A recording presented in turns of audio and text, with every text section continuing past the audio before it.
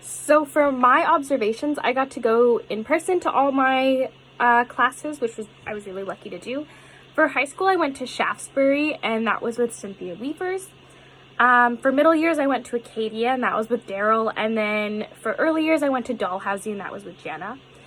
I have some pinpoints that I've taken from each of the observations I made and kind of connected them to things I learned in class, so things that we talked about in class or things I read in articles.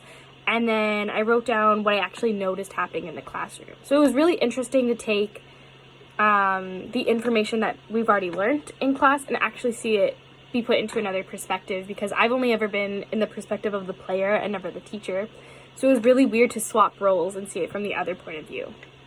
So for high school, at Shaftesbury, the thing I really noticed was the student involvement and how Cynthia kept them interested in a way that kept making them want to learn music. So the first thing that I noticed is that they started with a few scales. I actually observed a jazz band, which was really interesting.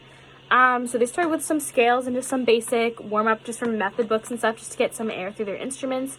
And then she had them all play 4 measures of improvisation, which was really interesting because I remember when I was in high school, we did not improvise a lot. I remember we always typically jumped right into rep. And then when it came to improvising, I was so nervous to do it, and it was like one of my big anxiety moments in high school.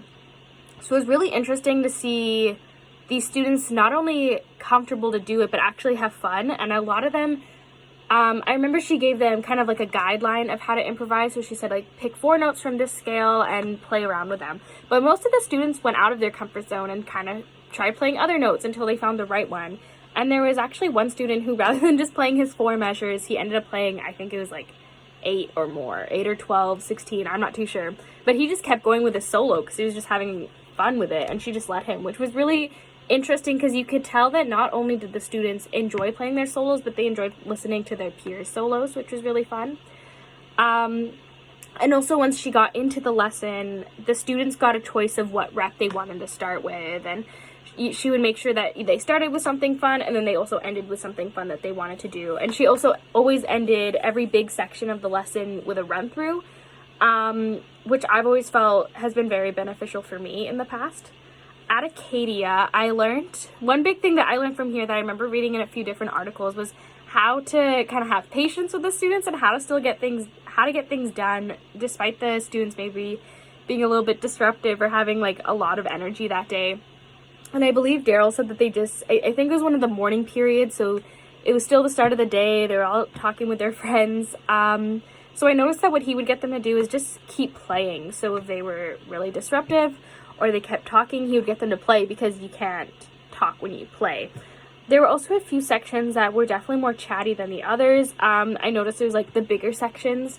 So a lot of the clarinets, the trumpets, the kind of the instruments that have the really big groups at the start of middle school band.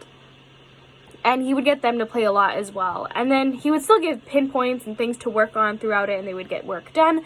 But he would make sure that they were constantly playing with one another. So that was one thing that I found really interesting that I feel like would have happened when I was in middle school and high school, and I never noticed the teachers were doing. So that was an interesting tactic. For Dalhousie, I learned, and I remember reading, I think I've even talked about this with like in our breakout rooms in class, this was something that I've seen a lot, is doing repetition with the students. So I went with Hazel and we went to a grade 1 and 2 split class.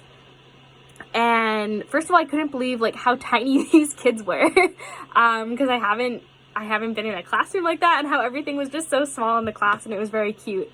But that Jenna would make them do activities that they do every music class, but she would change it up. So one of the activities was they would skip around the room while the music was playing, and I believe it was like a piece in ternary form. So they had the A section, and then she said when the music changes you have to stop. So when the B section happened, and they all knew when to stop, so it was clear that they've done this a lot of times. So the main thing I learned there was just how to keep the students engaged and how to keep them learning constantly throughout their lessons through repetition, and they can learn a lot of things despite being how young they are. So yeah.